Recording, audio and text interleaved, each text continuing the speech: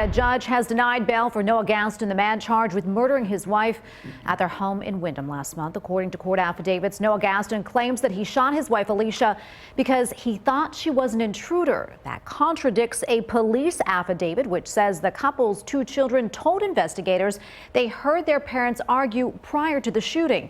Noah Gaston denies those claims. State prosecutors say they were pleased with today's ruling. The state's happy with how this worked out. We're ready to move on to the next stage. We'll be presenting this and getting, hopefully, an indictment. It certainly wasn't unexpected. We knew bail was always a long shot, but we're happy the judge gave us an opportunity to present our argument. Judge Michaela Murphy also ruling Noah Gaston can have no contact with his children. A trial date has not yet been set. The RNO man convicted of luring a 15-year-old to her death is appealing to the state's highest court. Kyle Doobie was found guilty of kidnapping and murdering Nicole Cable back in 2013. Now he wants a new trial, claiming the judge should not have allowed testimony that certain notes describing Cable's death were in his handwriting. The Maine Supreme Court will hear his case next Wednesday. Day 7 of the Coast Guard hearings into the sinking, that is, of the cargo ship, the El Faro. All 33 crew members on board, including 4 from Maine, died. WMTW News 8's Katie Thompson is live in Jacksonville, Florida now with continuing coverage. Tracy, in the final days before El Faro's sinking, Captain Michael Davidson said he had lost his main propulsion unit and that engineers on board were having a difficult time getting it back online. Well, despite earlier testimony focusing in on the condition of those boilers, we heard today from a former chief engineer who says he doesn't believe those boilers could have contributed to the loss of propulsion. What would you consider the critical component of the propulsion system which would cause a loss of that plant? You lose your turbine, you're done. You're not going to get propulsion back. Although he's never seen a turbine loss in his career, former Chief Engineer James Robinson said he's heard of it.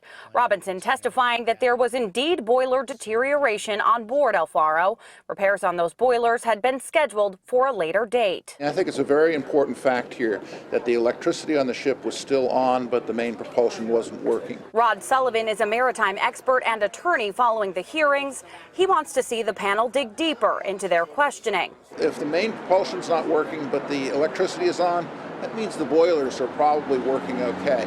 So you need to focus on something else. The questions also shifting back to Captain Michael Davidson of Windham. Robinson called him organized, but an email revealed today that another former chief engineer had written to officials, calling Davidson the least active of all captains and good at, quote, sucking up to office staff. I would like to know if, in your experience in the engine room and your discussions with the other chief engineers, if you feel like that email characterizes accurately. I never worried about what the captains did. He was out of my engine room. He was active in it in the way he wanted to be, but how he addressed his daily, that wasn't my concern. And coming up at 6, you'll hear from the commander of the Coast Guard station in Miami that led the search and rescue effort after El Faro lost contact. For now, we are live in Jacksonville, Florida. I'm Katie Thompson, WMTW News 8. And back here in Maine, state lawmakers honored the crew of the El Faro in Augusta today. Yea, though I sail mid the fenders and tempests of life, I shall dread no danger, for he is near me. Both chambers of the legislature unanimously passed resolutions praising the crew of the sunken cargo ship. Michael Holland's mother, Deb Roberts, was at the State House for today's honors. She says she has established a scholarship in her son's name. Roberts tells us that she is also pushing for a bill that would expand an education tax credit program for Mainers who work at sea. Out to politics in Augusta now. A new effort to expand health coverage to tens of thousands of low-income Mainers may already be doomed. WMTW News 8 political reporter Paul Merrill tells us why. This is the 6th time that state lawmakers have tried to expand the Medicaid program here in Maine. The first 5 attempts failed. The issue is a complete non-starter with most Republicans and the LePage administration. And we've established milestones to monitor. Republican State Senator Tom Saviello says he's learned from past failures and made some changes.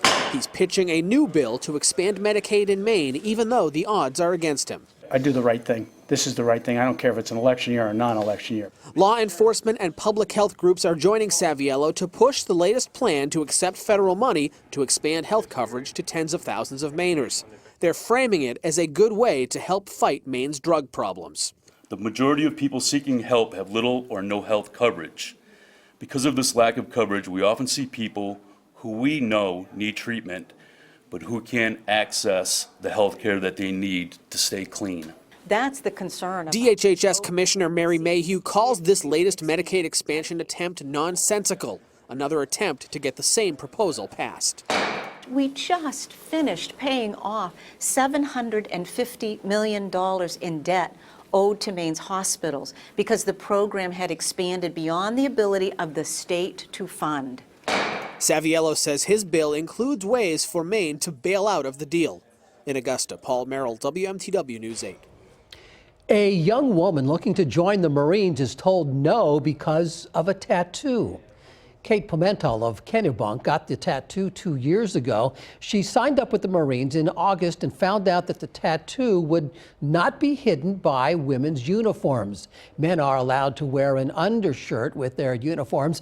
If she was a male, it would be covered. She was denied a waiver, so she contacted Shelley Pingree, who sent this letter asking the Commandant of the Marine Corps to review the policy. Kate says that she just wants to give back by serving the country. All I think is to bump in the road, and I'm trying to stay hopeful, and hopefully everything will work out, and I get that chance to become a Marine. And the tattoo reads, "Let your smile change the world, but never let the world change you." She is hoping for a change of heart from the Marines so she can finally be sworn in.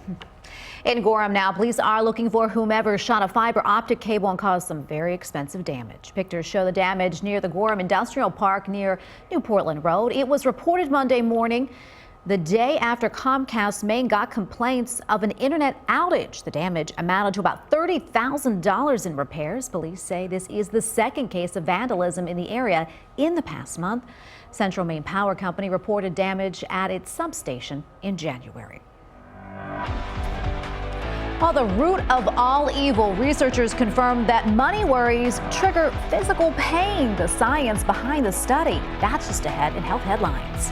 And coming up in our next half hour, the necessary safety steps for hikers making the trip to the top of Mount Washington to take in the view during winter. And as we go to the break, we're looking at winter weather advisories that have been issued for Augusta, Lewiston, Auburn, interior Cumberland County. Immediate coastline not in the advisory area doesn't mean there won't be snow or ice. It's just that a more significant impact is expected.